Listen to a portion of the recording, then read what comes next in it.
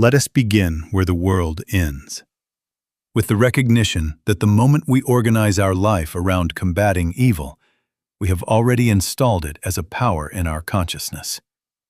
That is the spiritual diagnosis. The fear that looks out upon events, conditions, persons, germs, governments, and rushes to form a strategy of defense has already granted a crown. It has put robes on a shadow and bowed to it as though it had a scepter. And then we ask why peace eludes us. We have enthroned the very thing we propose to dethrone. I understand why we do it. We want protection. We want certainty. We want a method that can be memorized and wielded. Say this, do that, hold this thought, push that away. And if we are honest, our methods have been born in anxiety. But methods that depend upon opposing a second power will feed the anxiety that gave them birth. Take no thought is not a pious embroidery for a wall. It is the divine surgery that removes the root system of fearful imagination. If our safety depends upon an alertness that must forever watch the horizon for enemies, we have accepted a universe of two powers and called it wisdom. Resist not evil. We have read it. We have argued with it. We have excused it. But it stands where it was placed. Resist not evil is no counsel of passivity, no folding of hands in the presence of human need. It is the refusal to coronate an appearance with authority. It is a spiritual stance that says, God is, or else God isn't. And if God is omnipotence, omnipresence, omniscience, what is this other power we are prepared to battle? If the one fills all space, tell me where the second can take its stand. If light is infinite, where does darkness maintain a citadel, except in our consent? We have all tried the other way. We have tried to swing an elephant around our head with the left hand, affirmations and denials flung like stones at phantoms. And we have tired ourselves without moving the mountain of fear 1 inch. That is because every blow confessed, there are two. Spiritual living does not trade in bigger stones. It dissolves the battlefield. It does not make a better soldier. It ends the war mind. So I am not offering you tonight a sharper sword, a more efficient technique of spiritual combat. I am offering a new basis, a life founded in prayer that does not speak to command, but listens to receive. Perception that refuses to grant power to appearance. Safety that is the felt presence of the Father's government. Fear not, little flock, for it is your Father's good pleasure to give you the kingdom. Prayer is something from God to you. When we make a vacuum of ourselves, when we are still, when we take no thought, the word that is already the law of this universe announces itself within. And in that announcement, the shadow without a root cannot stand. Resist not evil. Refuse the false crown, and you will find there is only one to bow to. And in that bowing, peace. If we are honest, before a fist is clenched or a plan drafted, there is a whirring engine inside. Thought. Take no thought. This is not embroidery for a sampler. It is the first act of worship. It is a refusal to make the mind a weather station for storms that have not yet formed. The spiritual life does not begin with managing outcomes. It begins with relinquishing anxious mental motion. We have been trained, even in our spiritual circles, to treat watchfulness as holiness. Catalog the dangers, name the trends, monitor the probabilities, and then believe we have been faithful because we have been busy. But the Christ does not say, take better thought. He says, take no thought.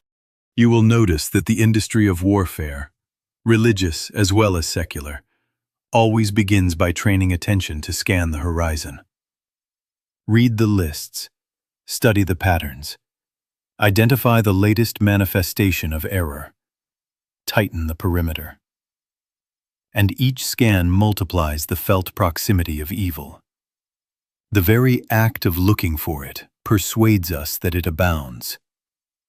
What you repeatedly rehearse, you enthrone in awareness. The more you school the mind to detect enemies, the more enemies the mind must conjure to justify its schooling. Fear not, little flock, is not a lyrical aside. It is a direct rebuke to a profession of perpetual alarm. Now, discernment is not alarm. Do not confuse them. Discernment is the quiet recognition that an appearance has presented itself, and that it possesses no law, no cause, no power. It is a simple yes to God and a simple no to suggestion without the drumroll of anxiety. Obsession is fear seeking a job to do. It polishes lenses, sharpens pencils, and issues bulletins to prove its usefulness. Discernment ends in silence. Obsession ends in more reports. Discernment says, God is, and that is enough. Obsession says, God is, but let me explain all the ways evil is trying to be. Here is the inner mechanism. Fear imagines. Imagination projects. The projection is then named attack, and the mind, hating its own offspring, demands a counterattack. We strike at our shadow and call it victory when the shadow flinches. That is why resist not evil must be yoked to take no thought. The refusal to grant power must be joined to the refusal to feed the projector. Drop the film, and the picture fades on the screen. Your heavenly Father knoweth that ye have need of these things. If that sentence is true, what is all this fretting for? Take no thought does not send you into neglect. It releases you from the superstition that mental activity is protection. It lifts you out of the cockpit of control into the sanctuary of trust. Not carelessness, but care under God. Not strategy, but sonship. Not anxious planning, but the restful poise of one power. And if fear is the fuel of the war mind, then prayer cannot be a fearful transaction. Prayer cannot be our emergency radio to enlist a second power against a first. Prayer must be what it is in truth, something from God to you. A listening stillness in which the Father's government becomes a felt fact. Take no thought, make a vacuum of yourself, and the Word will fill it. Then the engine winds down, the horizon clears, and discernment, not obsession, guides the step.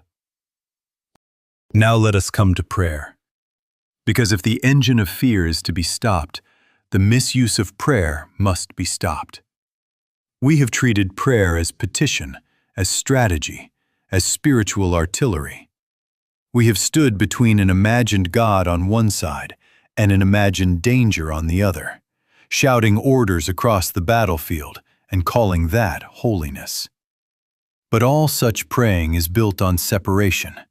God over there, danger over here, and me in the middle, pleading, bargaining, commanding. Can you not see that this is the confession of two powers? If I must persuade God, I have already denied God's nature. If I must defeat a second power, I have already granted it being. Never again tell God what God must do. Never again approach the infinite as if it required your briefing paper. Your heavenly Father knoweth what things ye have need of before ye ask him. If that is true, and it is, then what is this clamor? Take no thought. Cease advising the all-knowing. Cease threatening evil with spiritual slogans. Prayer is not a weapon.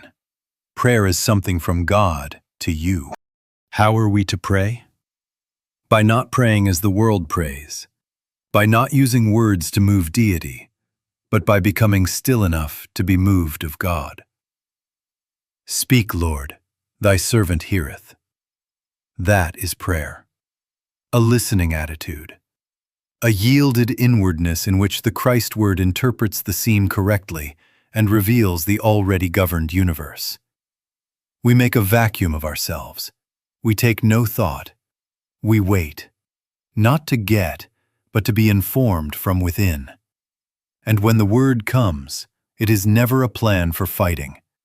It is a revelation of one presence that dissolves the lie of a second. Why does weaponized prayer backfire? Because it concentrates attention on the appearance and declares it power. The more vigorously you aim spiritual fire at a condition, the more you bind yourself to that condition in thought. You kneel before the altar of anxiety and call it devotion. You inflame the very fear you intend to quell, and then wonder why peace does not arrive. Resist not evil means do not arm it by your resistance. Refuse the false crown. Refuse the mental wrestling that makes the lie appear muscular. When prayer becomes listening, we are restored to the fact of one power. There is no argument to maintain, no enemy to watch, no outcome to secure. There is only the felt government of the Father, answering before we call, guiding before we choose, healing before we diagnose. And now, because prayer has been returned to its sanctity, as reception, not aggression, we must face the question that governs all spiritual living. God is, or else God isn't. If God is omnipotence, what becomes of the second? Let us take that stand and let the many fears fall of themselves. Take no thought. Be still. Let the Word do the work. Now we come to the pivot on which all spiritual living turns. God is, or else God isn't. If God is infinite intelligence and love, where is the circumference that can contain it, or the rival that can withstand it? If omnipresence fills all space, what is the address of a second presence? If omnipotence is truth, tell me, what are these powers you are fighting, and by what law do they live? If the one is life, what breath sustains an opposite? We do not answer these with slogans. We answer them by withdrawing consent from the ancient superstition of two powers. The belief in a strong devil, a strong curse, a strong darkness, is not humility. It is subtle idolatry. We carve an image in thought, call it danger, and bow before it with offerings of anxiety. We build altars to suggestion, heredity, contagion, shortage, malice, and by our veneration of these shadows, we lend them the only semblance of activity they possess, our belief. Your heavenly Father knoweth that ye have need of these things. If that is so, and it is, what is the theology that assigns greater efficiency to the rumor than to the Father's knowing? Drop them out of your belief, and they fall away for lack of worship. Do not misunderstand this language. To say that evil is unreal is not to excuse harm, minimize pain, or refuse aid. It is to deny to evil a second spiritual source and a second law. The human scene presents needs that must be met, sometimes with a word, sometimes with a loaf, sometimes with a hand on a shoulder. And we do not turn away. But we do not grant to the appearance a power that it does not possess. Darkness is not a substance in conflict with light. It is the absence of light. You do not attack the darkness. You switch on the lamp. In the same way, we meet the human need while refusing to fight a phantom as if it were a sovereign. Can you see how the engine of fear is fueled by a two-power universe? If good must wrestle evil for tomorrow's outcome, vigilance can never rest, and prayer becomes a strained negotiation. But when one power is recognized, the engine stalls. There is nothing for it to grind against. Fear not, little flock, for it is your Father's good pleasure to give you the kingdom. Take no thought. Stand still in the awareness of one and watch the clamor subside. You cannot demonstrate God's allness while reserving a corner of the field for an adversary. Take a four-square stand. God is, and that is enough for me. Now resist not evil can be heard. It does not bid us to tolerate wrongdoing. It bids us to refuse the false crown, to deny to evil the status of power, even as we answer the cry of the moment in love and clarity. With the two-power creed surrendered, prayer returns to listening, action returns to simplicity, and protection returns to the felt government of the Father. Here the warfare ends, not by victory over a rival, but by the revelation that there was no rival, only one. Resist not evil. We must hear it as it was given, not as permission to neglect, but as an instruction about where power is acknowledged.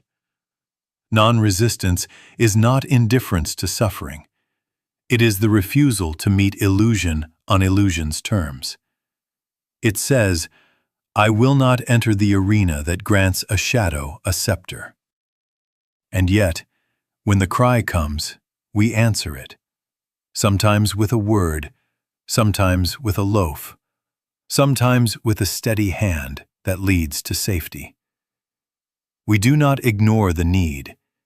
We deny the lie of a second law behind it.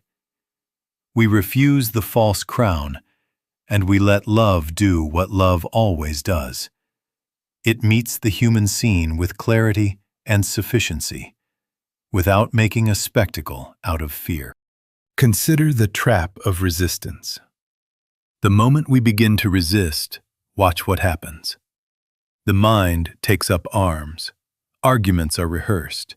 Scenarios are drafted. Emotions tighten. And our attention becomes a vigil over the very appearance we hope to be rid of. Resistance builds a shrine to the problem. The more we explain it, oppose it, monitor it, the more we lend it continuity in our awareness. That is why the Master couples resist not evil with take no thought. The resistance is the thought. It is the inner murmur that must keep the specter alive so it can fight.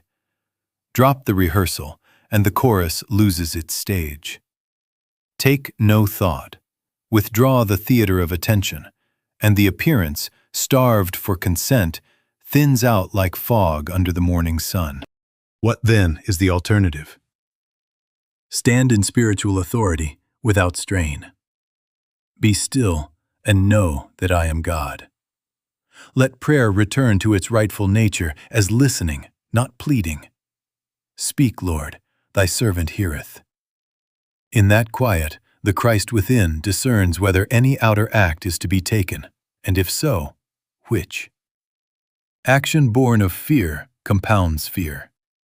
Action born of realization carries no aftertaste of anxiety. Non-resistance is poise. It is the atmosphere of one power recognized, in which the suggestion of a second cannot find a law to ride. How does the Master model this? He does not panic in a storm. He rests, and then, from the consciousness of the Father's allness, he says, Peace, be still. He does not bargain at a tomb. He lifts his eyes, knows the Father hears him always, and says, Lazarus, come forth. He does not obsess over the malice of accusers. He stoops, writes, lifts the human scene into grace. Neither do I condemn thee. He does not retaliate when a soldier's sword swings. He restores the ear. Everywhere the pattern is the same. No argument, no alarm, no rehearsal. Only the activity of the Father realized, and then a word or a touch that reveals what already is true. Let us be very clear. Resist not evil does not mean passivity toward wrong. It means the end of granting it jurisdiction. It means refusing the false crown even as we tend the wound, feed the hunger, correct the injustice, but all without the confession of two powers. This is why, if we are to practice it, we must watch the subtle impulse to fight with spiritual slogans. The war mind will try to conscript truth, to turn prayer into a club and scripture into ammunition. That is not non-resistance. That is still idolatry. We cannot use truth. Truth can use us. And as we move into that surrender, you will find the burden of combat falls away, and the works of the Father, quiet, sufficient, unafraid, appear of themselves. Now we must face a temptation more subtle than open resistance. The temptation to recruit truth into our campaign. The war mind, finding that outward battle is condemned, tries a religious version of the same thing. It says, "All right, I will not fight. I will affirm. I will decree. I will bind and loose, repeat formulas, shout scriptures over the appearance until it yields." My friends, can you not see that this is the same old soldier in a new uniform? It is still a confession of two powers, with God drafted as our superior artillery. You cannot use truth. Truth can use us. Why do such methods feel so comforting? Because the ego is consoled when it has a task. It loves a checklist. So many statements in the morning, so many in the evening, a particular phrasing for this condition, an emergency set for that. We feel busy, and busyness masquerades as faith. But underneath the bustle, fear sits at the controls, feeding on every glance we give to the clock, every anxious inventory of symptoms. Technique religion is fear with beads on. It keeps the mind moving so that it need not be still enough to face the one. Take no thought is a dismissal of this pious motion. It removes the steering wheel from fear and hands it back to God. Consider the absurdity of trying to swing omnipotence like a club. It is as if we would grab the sun with our fingers and aim its light at a corner that frightens us. No, the sun has its own law. Light is not our instrument. We step into it, we consent to it, and its nature reveals what shadows are. In the same way, God, omnipotence, omnipresence, omniscience, is not a tool in our kit. I can of mine own self do nothing. When that is more than a sentence, when it is a yielded fact, the word begins to use us, and the need is met without strain, without drama, without the aftertaste of fear. Do you see why anxious decrees bind us to the very thing we hope to dissolve? Every time we hurl a statement at a condition, we secretly announce, "I still believe you have a life of your own, and I must batter you into submission." Resist not evil includes this inner battering. Refuse the crown. Refuse the club. Be still. Let prayer return to its sacred nature. Speak, Lord, thy servant heareth. Prayer is something from God to you. In that listening, the one power announces itself, and appearances, starved of our consent, yield. All right, if we abandon the comfort of using, what replaces it? Abiding. Not emergency measures, not hourly skirmishes, but living in the Word until the mind is re-educated out of its habits of fear. Fear not, little flock, for it is your Father's good pleasure to give you the kingdom.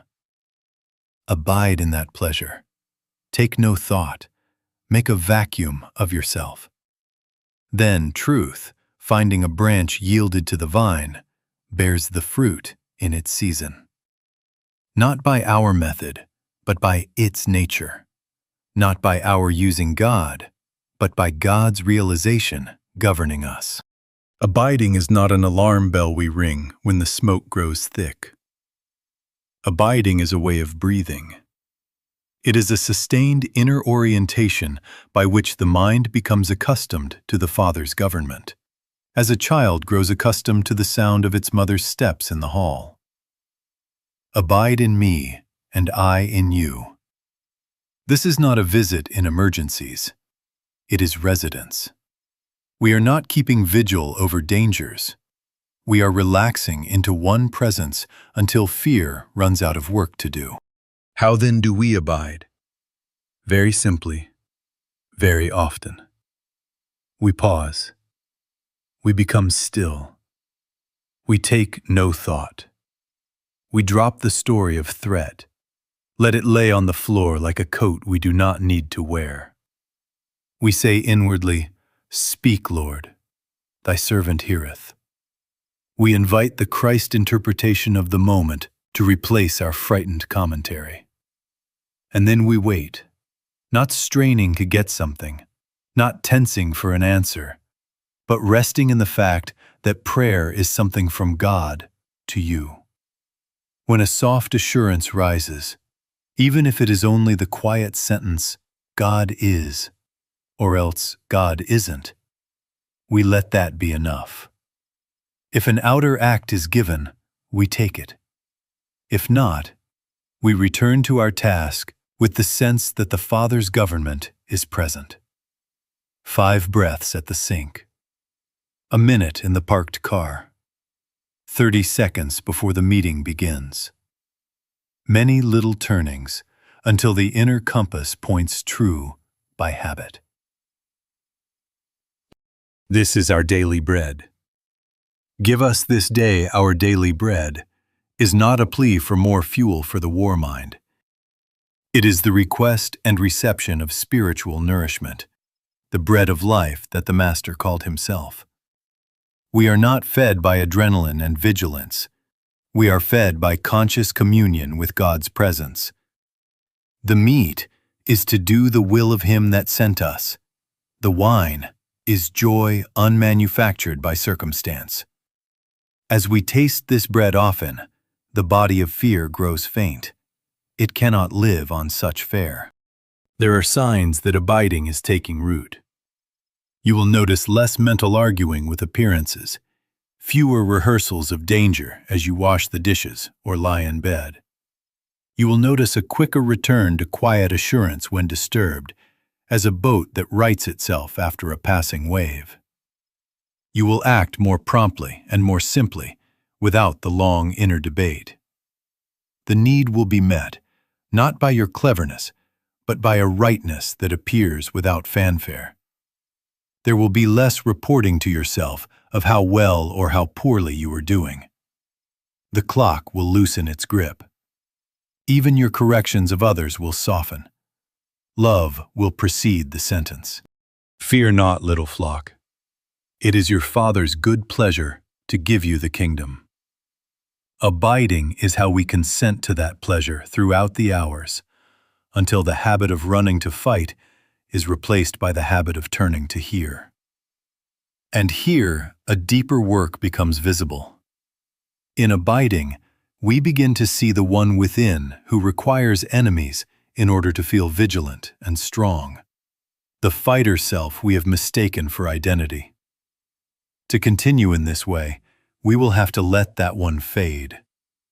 We will have to die daily to the drama of a second power, so that the Christ consciousness, unhurried and unafraid, may live its life as us. Abiding brings us to a tender severity, and we must not turn away from it. A true spiritual teaching does not fatten the self that loves to manage. It starves it. It does not polish up a better soldier. It removes the battlefield. It kills off, and I use the phrase deliberately, our reliance upon personal power, personal virtue, personal combativeness. Not your life, but your confidence in a separate life with its own weapons and its own agenda must die. I can of mine own self do nothing. Let that sentence take off the armor you have slept in. Let it loosen the belt of urgency. This is the uncomfortable mercy. The ways we have admired ourselves, brave, decisive, quick to resist, are retired, and in their place, something far quieter assumes the government. What is the identity that emerges as this dying proceeds? Not the protector by force, but the witness of omnipotence. Not the anxious sentinel pacing the wall at 3 a.m, but a window so clean that the light passes without hindrance. We shift from using God to being used of God. You cannot use truth. Truth can use us. We stop trying to make spiritual declarations perform tricks and become branches yielded to the vine. Abide in me, and I in you. Prayer ceases to be our rallying cry to move deity. Prayer becomes something from God to you. A stillness in which guidance is not wrung from heaven, but received as the most natural fact in the universe. Do not mistake this surrender for weakness. It is the end of egoic struggle, and the beginning of spiritual authority without strain. Resist not evil no longer sounds like cowardice when you have tasted one power. It sounds like sanity. You do not argue with shadows. You do not wrestle a mirage. You stand in the awareness of one and let light reveal what needs no wrestling. Then, if a word is to be spoken, it is given. If a step is to be taken, it is shown. There is no bravado here, no clenched jaw. There is poise. Be still and know that I am God. Take no thought. In that posture, authority appears as ease, calm, exact, unhurried. How shall we test whether the fighter self is still running the shop? With a simple question at the first whiff of danger. In order to feel safe, do I feel compelled to fight, or do I at once return to God's allness? If the compulsion to battle rises, do not condemn yourself. Notice it and lay it down.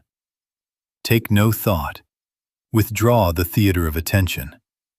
Whisper within, God is, or else God isn't. Then listen. Speak, Lord, thy servant heareth. Let prayer be reception, not reaction. Perhaps the only instruction will be rest. Perhaps it will be, make the call, say the word, give the bread. You will know, not by tension, but by that inner rightness which carries no aftertaste of fear. As we die daily to the fighter identity, something else lives its life as us. The Christ consciousness, unafraid and unforced. The shoulders come down. The clock loses its tyranny. Fear not, little flock, for it is your Father's good pleasure to give you the kingdom. This is regeneration, not a braver ego, but no ego at the controls. And in this rebirth, we are ready for the practical proving of all we have said, to face evil appearances without granting them power, to answer the human scene from listening communion rather than from alarm. Now the Word can do the work through us. Now let us walk it into the street. What do you do at the first sound of the alarm, the headline, the symptom, the accusation, the temptation that whispers, save yourself by force? First, recognize the appearance. Name it for what it is, a suggestion without law. Then, refuse its authority. Do not debate it. Do not weigh it. Do not measure its reach. Your measurement would be its crown. Next, return to one power. God is, or else God isn't. And with that sentence, take no thought. Withdraw the theater of attention. Let prayer become what it is in truth, something from God to you. Speak, Lord, thy servant heareth. Wait in that inner hush for the rightness that is not born of tension. Only then act, and only as guided. A word may be given, or a silence. A visit may be shown, or a refrain. Love will appoint the step. Do not argue with darkness. Argument is the oxygen it breathes. Do not analyze it endlessly. Analysis is a microscope that magnifies shadows. Do not dramatize it. Drama is a pageant that enthrones suggestion. Do not measure it. To size it up is to kneel and take its orders. Refuse consent. The refusal is quiet, not combative. It is the closing of a door, not the slamming of a fist. Take no thought. Rest until the felt government of the Father reappears as the atmosphere of the room. And from that atmosphere, you will know. Perhaps it is, make the call now. Perhaps it is, say nothing. Your presence is enough. Perhaps it is a loaf of bread and a warm coat. Love meets the person and the circumstance. It never bows to a second power behind them. The Master shows us how this looks. In the storm, there is no wrestling with weather deities. There is rest, and then, peace, be still. The sea is not an enemy conquered. It is a suggestion dismissed by realized presence.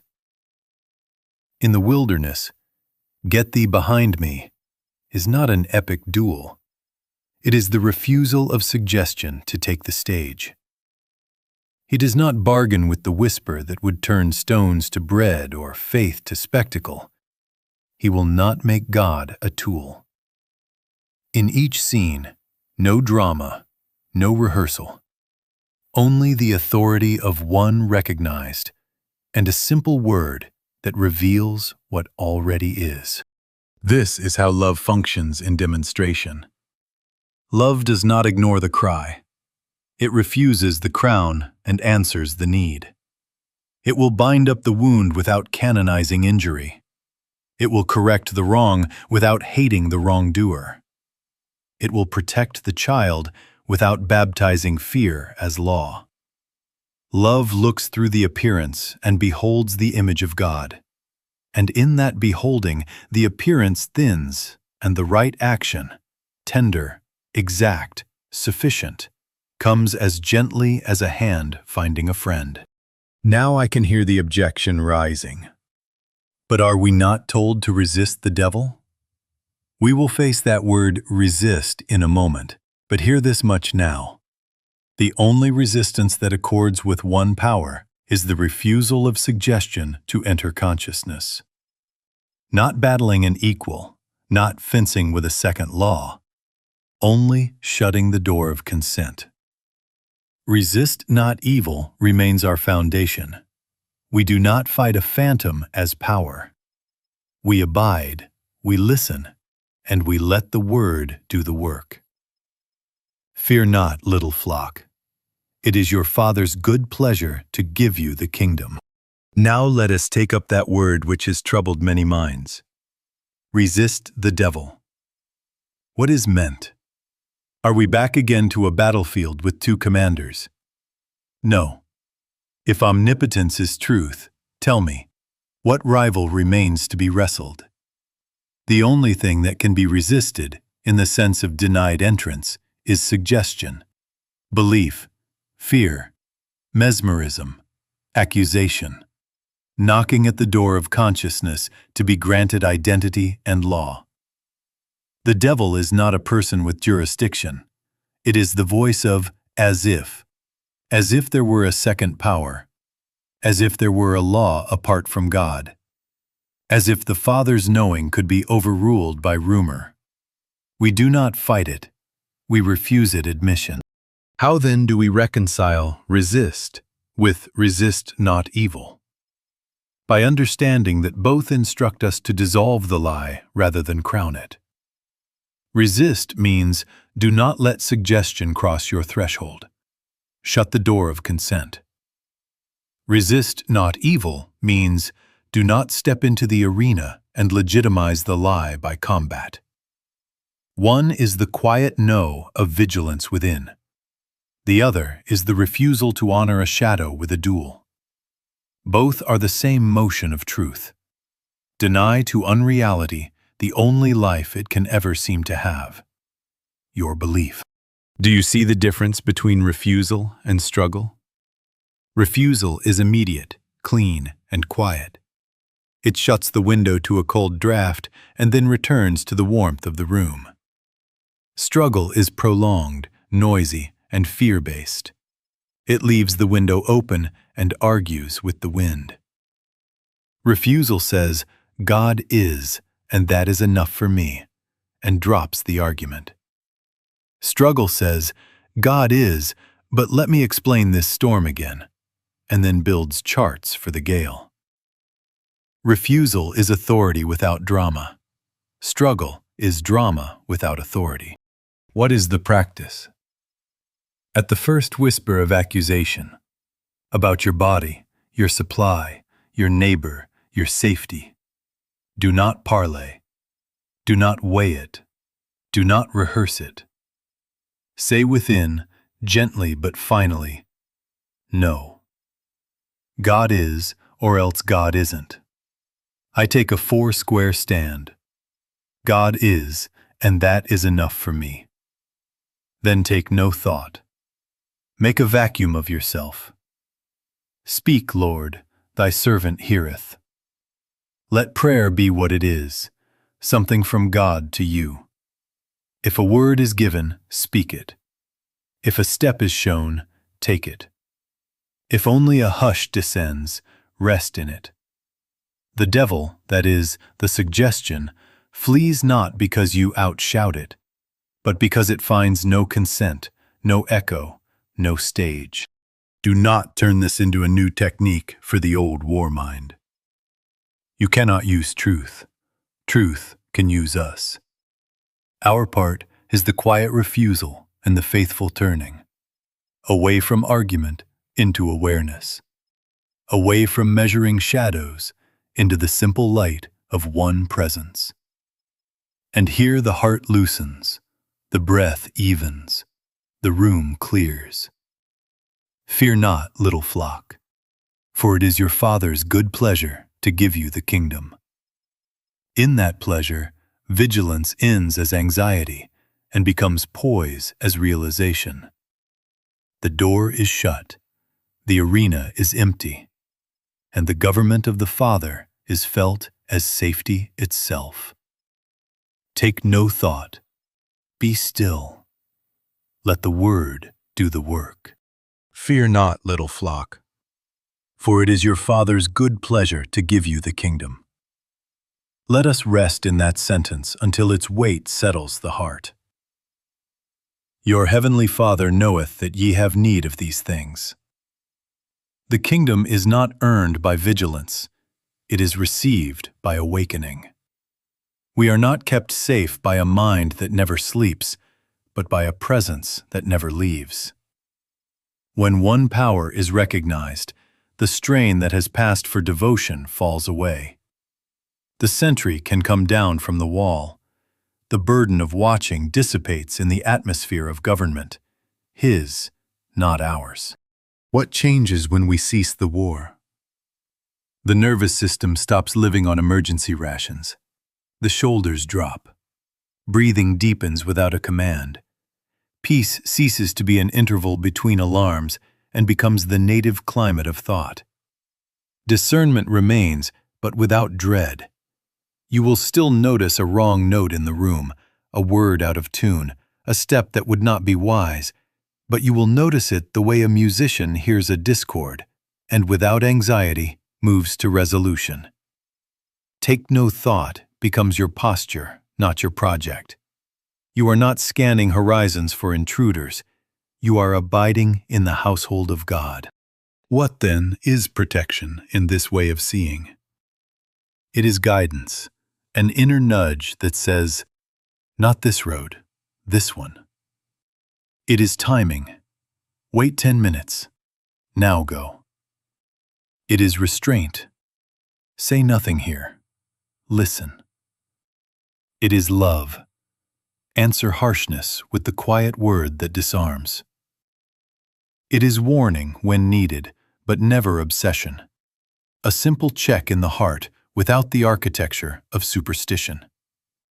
We do not turn life into omens and taboos. We turn within. Be still and know that I am God. In that stillness, the steps are given. Prayer is something from God to you. The movement of safety is the Father's own activity unfolding as right place, right time, right word, without the sweat of self-protection. Test it gently. Notice how often fear reaches for a ritual. One more phrase, one more scan, one more mental lock on every door. Then, in that very moment, choose stillness instead. Take no thought. Make a vacuum of yourself. Speak, Lord, thy servant heareth. Watch how quickly the mind clears when it is not commissioned to be the savior of the day. Often, within seconds, a calm authority returns. The body softens. The room is different. You are not drowsy. You are awake without alarm.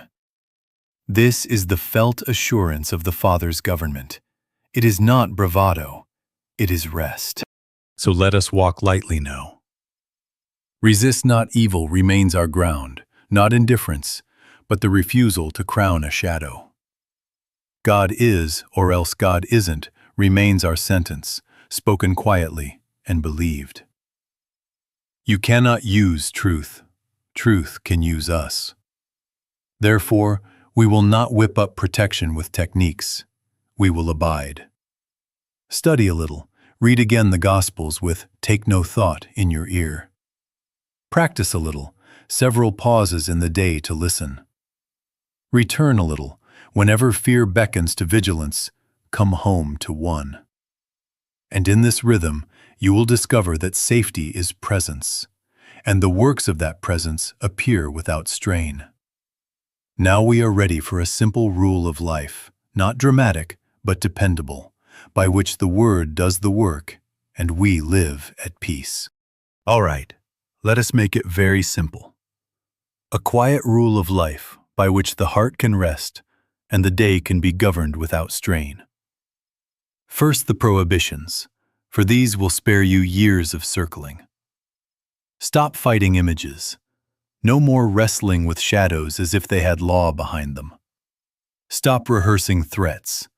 Dismiss the dress rehearsal that props up fear. Stop trying to use truth as a tool. You cannot use truth. Truth can use us. Stop bargaining with God. Never again tell the Father what is needed or by what means it should be supplied. Take no thought. Refuse the crown that fear offers, whether it is carved of diagnosis, rumor, or memory. Resist not evil. Do not ennoble a phantom by combat. Now the invitations. Go within. Make a vacuum of yourself. Let prayer be what it is in reality, something from God to you. Speak, Lord, thy servant heareth. Abide in the word. Be as a branch at rest in the vine. Say little, listen much. Let love, not adrenaline, choose your step. When the mind rushes forward to manage, turn it back to one presence with a simple "God is," or else "God isn't," and be satisfied to let that sentence do its work. Here is a simple daily structure. In the morning, Before the world begins to speak, give 5 minutes to stillness. No list, no asking. Only, Father, here am I. Speak, Lord, thy servant heareth. Let 2 or 3 brief scriptures steady the inner climate. Take no thought. Resist not evil. Fear not, little flock. Do not analyze them. Let them hum in the heart like a tuning note. In the evening, again 5 minutes. No inventory, no verdict on the day. Only return. Be still and know that I am God. In between, make brief returns to quiet. Half a minute in the car. 3 breaths before you answer the phone. A silent, God is, at the threshold of a difficult room. These are not techniques. They are homecomings. Read a little each week from the Gospels with the ear trained for one power. Let the Master's sentences become furniture in your house, phrases you bump into kindly as you pass from room to room. And when an appearance barks for attention, do not rush to smother it with declarations. Close the door of consent. Take no thought. Wait for the inner rightness that carries no aftertaste of fear, and let that rightness appoint the outward step, if any. Our work is not to defeat darkness, but to abide in the Word until darkness is recognized as a powerless appearance. God is, and therefore there is nothing to fight as power. We meet the day from peace, and right action appears of itself, plain, sufficient, unhurried. This is not a method for emergencies. It is a life, one continuous recognition of one power. Be still. Listen. Let the Word do the work, and we will see what the Father has to say to us as we go.